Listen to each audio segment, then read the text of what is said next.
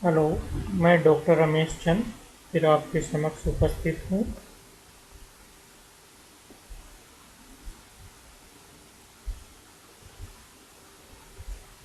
आज प्रकाश विद्युत प्रभाव के संबंध में आपसे बात करना चाहता हूँ।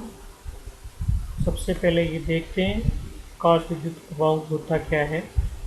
जब धातु की प्लेट जिसमें मुक्त इलेक्ट्रॉन बहुतायत में होते हैं पर विशिष्ट तरंग दैर्ध्य का प्रकाश डाला जाए तो उससे इलेक्ट्रॉन उत्सर्जित होते हैं। इलेक्ट्रॉन के उत्सर्जन की इस घटना को प्रकाश विद्युत प्रभाव, उत्सर्जित इलेक्ट्रॉनों को फोटोइलेक्ट्रॉन तथा परिणाम स्वरूप परिपथ में उत्पन्न धारा को प्रकाश विद्युत धारा कहते हैं। जिन धातुओं से प्रकाश विद्युत द्वारा इलेक्ट्रॉन उत्सर्जित होते हैं उन्हें फोटोइलेक्ट्रॉन उत्सर्जक कहते हैं। प्रकाश विद्युत प्रभाव की समझने के लिए जो प्रायोगिक व्यवस्था है वो यहाँ मैं चित्र में बता रहा हूँ। इसमें एक विसर्जन नली होती है जिसके दोनों सिरों पर दो धात्विक प्लेट होती हैं। इन दोनों धात्विक प्लेटों को दिक् परिवर्तक की सहायता से वोल्टमीटर पोटेंशियल डिवाइडर के द्वारा बैटरी से जोड़ दिया जाता है। पोटेंशियल डिवाइडर का उपयोग करके इस विसर्जन नली के दोनों धात्विक प्लेटों के बीच हम विभवांतर का मान परिवर्तन कर सकते हैं और उसकी वैल्यू यहाँ से ज्ञात कर सकते हैं। परिपथ में बहने वाली फोटो करंट को ज्ञात करने के लिए परिपथ में एक माइक्रोमीटर भी हमने लगा रखा है। जब ज्ञात तीव्रता और आवृत्ति का प्रकाश पी प्लेट जो कैथोड की तरह कार्य करती है पर गिरता है तो यह फोटो इलेक्ट्रॉन का उत्सर्जन करती है। उत्सर्जित फोटो इलेक्ट्रॉन लगे हुए विभवांतर के कारण प्लेट क्यू की ओर अग्रसर होकर के परिपथ में धारा का संचालन करते हैं।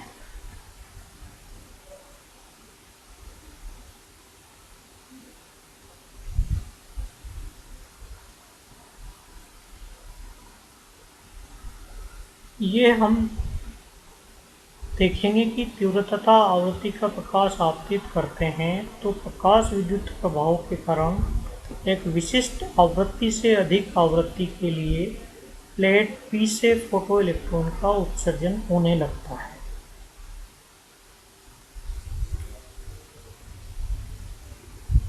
इस प्रयोग में भिन्न भिन्न तीव्रता व आवृत्ति के प्रकाश का उपयोग कर प्लेटों P व Q के मध्य विभवांतर में परिवर्तन के साथ प्रकाश विद्युत धारा का मापन किया जाता है।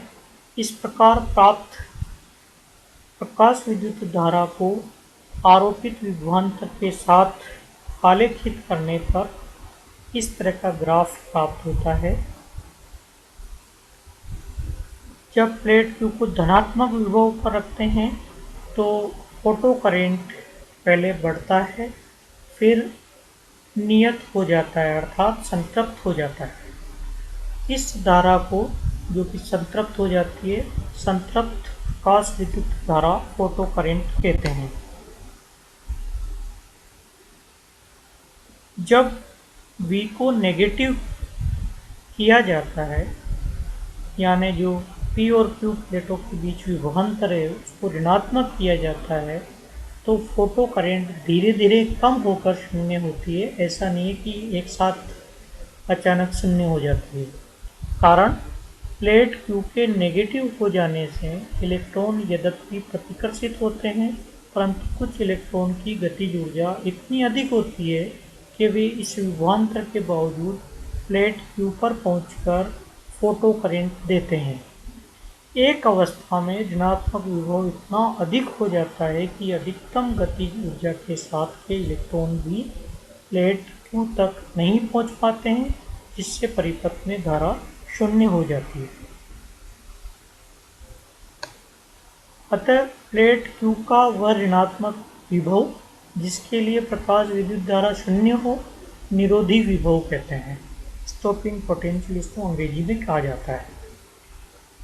उक्त आरेख से यह भी स्पष्ट है कि निरोधी विभव प्रकाश की तीव्रता पर निर्भर नहीं करता है, वरन यह प्रकाश विद्युत उत्सर्जक की प्रकृति पर निर्भर करता है।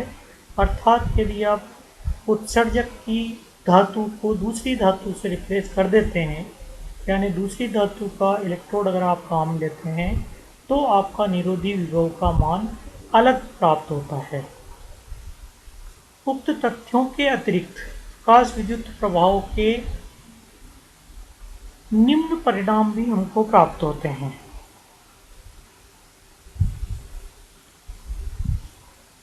संतृप्त धारा और आपतित प्रकाश के मध्य जब ग्राफ खींचा जाता है तो इस तरह का ग्राफ प्राप्त होता है, अर्थात संतृप्त फोटो करेंट आपतित प्रकाश की तीव्रता के समानुपाती होती है और तीव्रता के बढ़ने के साथ फोटो करेंट का मान भी बढ़ता है। दूसरा, निरोधी विभव आपतित प्रकाश की आवृत्ति के प्रोपोर्शनल होता है। जब हम न्यू और V0 के बीच ग्राफ लेते हैं तो वो इस तरह का प्राप्त होता है, जिसमें न्यू के साथ निरोधी विभव का मान बढ़ता है, अर्थात प्रकाश की आवृत्ति में वृद्धि होने पर निरोधी विभव का मान बढ़ता है, जो ये दर्शाता है कि आपतित प्रकाश की आवृत्ति में वृद्धि होने पर फोटो इलेक्ट्रॉन की अधिकतम गतिज ऊर्जा में भी वृद्धि होती है। उक्त चित्र से यह भी स्पष्ट है कि एक न्यूनतम आवृत्ति ν0 से कम आवृत्ति के प्रकाश के लिए फोटो इलेक्ट्रॉन का उत्सर्जन नहीं होता है। इस न्यूनतम आवृत्ति को देली आवृत्ति थ्रेशोल्ड फ्रीक्वेंसी कहते हैं, जो प्रकाश विद्युत उत्सर्जक की प्रकृति पर निर्भर करती है। जिस तरह से स्टॉपिंग पोटेंशियल लिए गए विद्युत उत्सर्जक की प्रकृति पर निर्भर करता है, उसी तरह से देली आवृत्ति भी विद्युत उत्सर्जक की प्रकृति पर निर्भर करती है। प्रकाश के उत्सर्जक पर आपतित होने तथा फोटो इलेक्ट्रॉन के निकलने में कोई समय पश्चात टाइम लेग नहीं होता है। यदि हम इन दोनों के बीच के टाइम को कैलकुलेट करना चाहें तो उसका वैल्यू लगभग 3 × 10⁻⁹ सेकंड से कम ही प्राप्त होती है। इसका मीनिंग ये है कि समय पश्चात दोनों घटनाओं के बीच में नहीं होती है।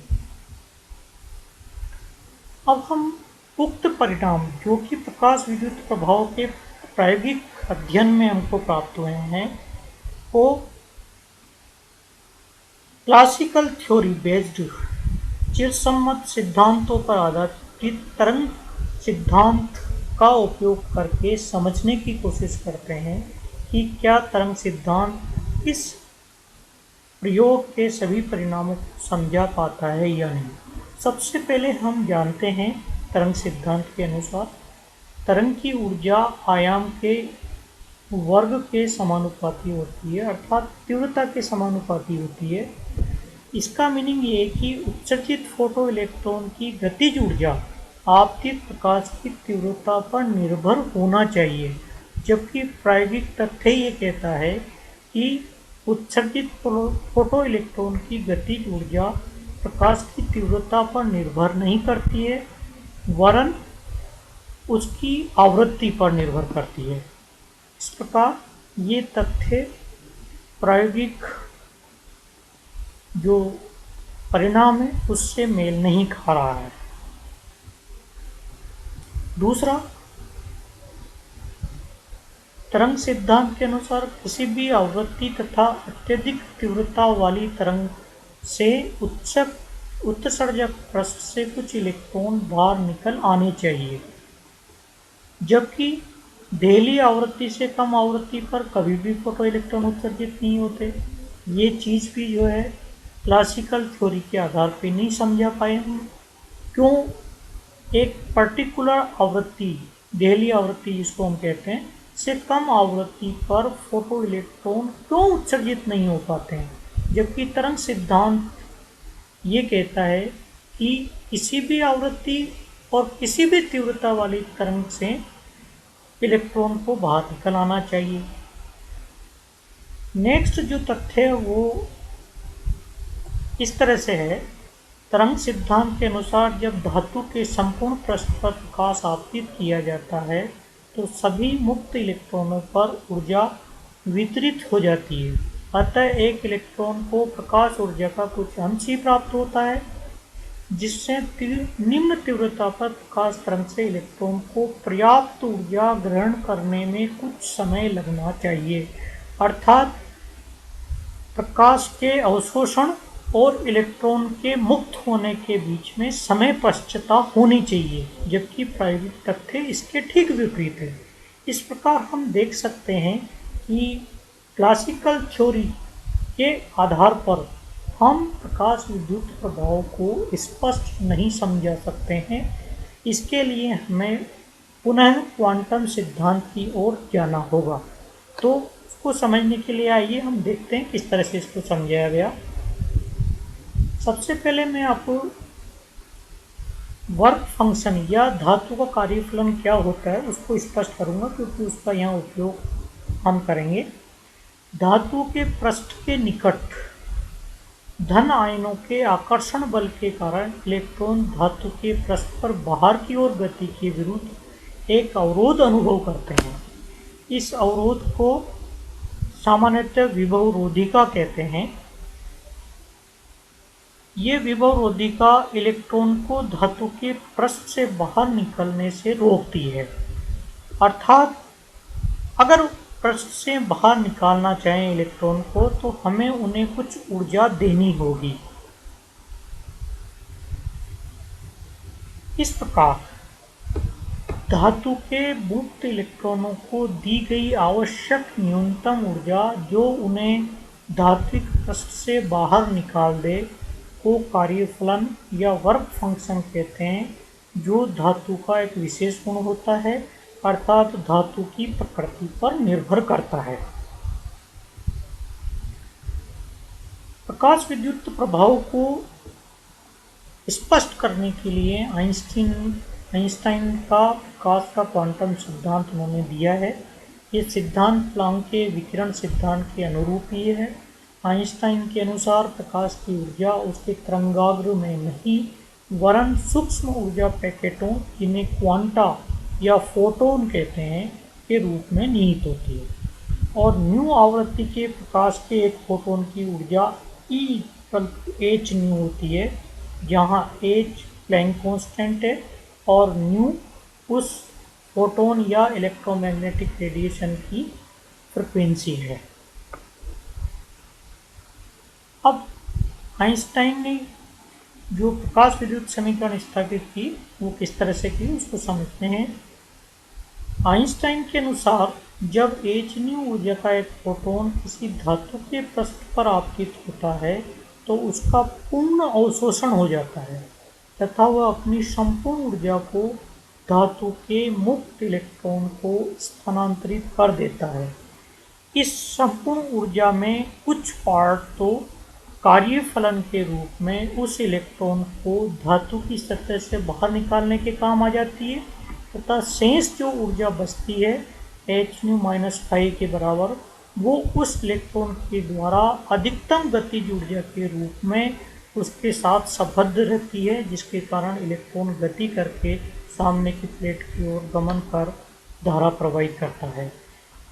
अतः ऊर्जा संरक्षण के नियम से जब हम इन सभी ऊर्जाओं का सम करते हैं तो हमें इक्वेशन मिलता है h⁻ 5 + ½ mv² मैक्सिमम, जहाँ ½ mv² मैक्सिमम किसी फोटो इलेक्ट्रॉन की अधिकतम गतिज ऊर्जा है, जहाँ m इलेक्ट्रॉन का द्रव्यमान, Vm उसका अधिकतम वेग है।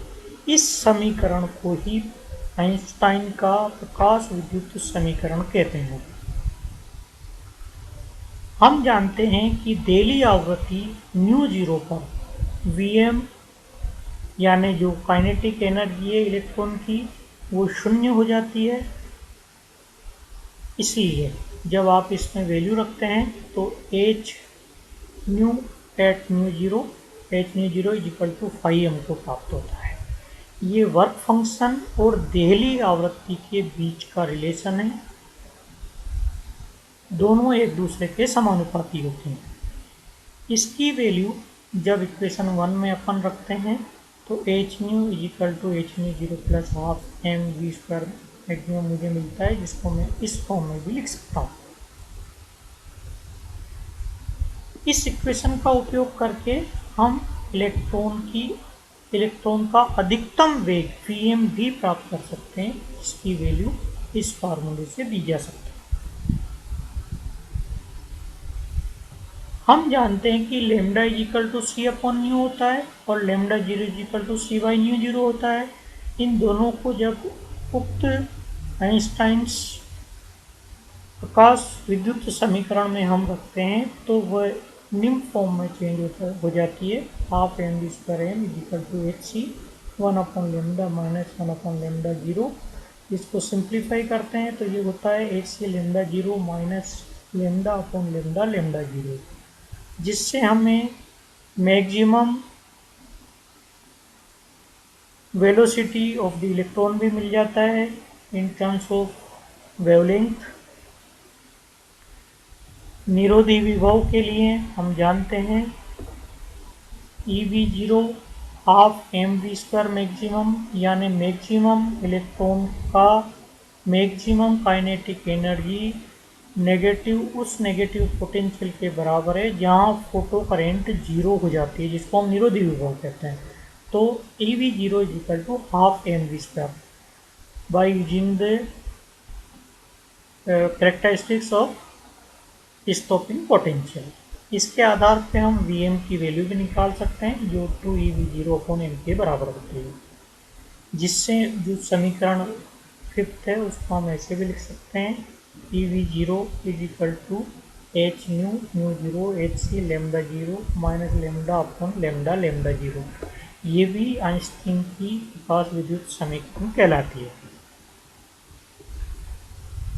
समीकरण 8 को इस फॉर्म में भी हम लिख सकते हैं, जहाँ ई को आप यहाँ डिवाइड कर दें तो आपको मिलता है h upon e nu minus h e upon nu zero. हमको पता है एच न्यू जीरो इक्वल 5 होता है, तो इसको हम यूँ भी लिख सकते हैं। इस इक्वेशन को देखने से स्पष्ट है कि ये एक सरल रेखा की समीकरण है। जब हम फ्रिक्वेंसी के साथ पोटेंशियल को आलेखित करते हैं तो हमें एक सरल रेखा प्राप्त होती है। इस इक्वेशन से हमको ये भी पता है कि इस सरल रेखा का जो स्लोप है वो एच अपॉन ई के बराबर होता है और v एक्सिस के ऊपर जो इसका अंतखंड है वो फाई अपॉन ई के बराबर होता है।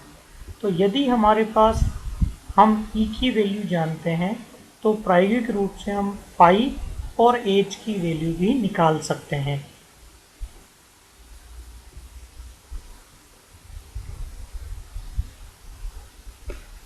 आइए देखते हैं आइंस्टीन की प्रकाश विद्युत समीकरण किस तरह से प्रायोगिक तथ्यों की पुष्टि करती है।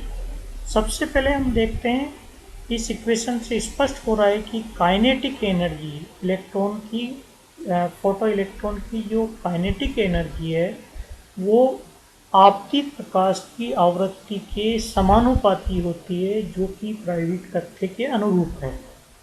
इसी प्रकार जब इस इक्वेशन से हम देखते हैं जब हम nu is equal to nu zero ले लेते हैं तो फोटो इलेक्ट्रॉन का काइनेटिक एनर्जी जीरो हो जाती है, और जब हम न्यू की वैल्यू न्यू जीरो से कम ले लेते हैं तो इलेक्ट्रॉन का उत्सर्जन संभव नहीं होता है, जो कि प्रायोगिक परिणाम में भी हमको पता है कि जब भी आपतित प्रकाश की आवृत्ति देहली आवृत्ति से कम होती है तो किसी प्रकार की फोटो करंट उनको प्राप्त नहीं होती। वो इस तथ्य को इस समीकरण द्वारा पुष्ट किया जा सकता है, जो यहाँ मैंने बताया भी है आपको।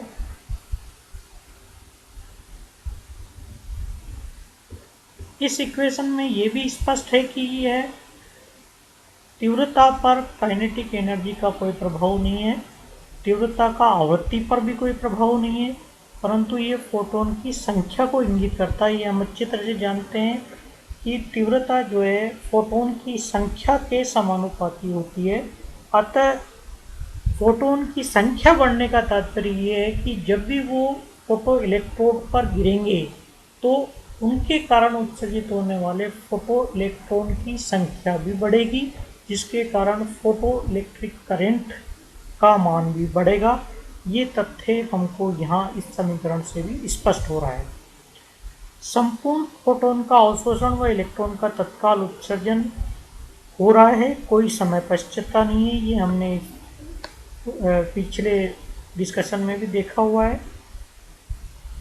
और एच था कार्यफलन का जो समीकरण 9 द्वारा प्राप्त मान है, वो दोनों मान प्रायोगिक मान के अनुरूप है। मैंने आपको पहले भी यहाँ बताया था कि हम प्रायोगिक रूप से प्रकाश विद्युत प्रभाव का इस्तेमाल करके एच प्लेन कांस्टेंट तथा किसी धातु का कार्यफलन ज्ञात कर सकते हैं।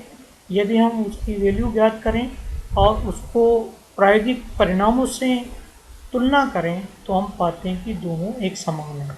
इस प्रकार प्रकाश विद्युत प्रभाव दूसरा ऐसा फेनोमेना है जो क्लासिकल थ्योरी के आधार पर पूर्णतया एक्सप्लेन नहीं किया जा सका था। इसलिए क्वांटम मैकेनिक्स के सिद्धांतों का विस्तार किया गया ताकि इस तरह के सभी फेनोमेना को पूर्णतया हम समझा सकें। आज फोटो इलेक्ट्रिक इफेक्ट के बारे में मैंने आपके लिए संपूर्ण बात बताई। धन्यवाद।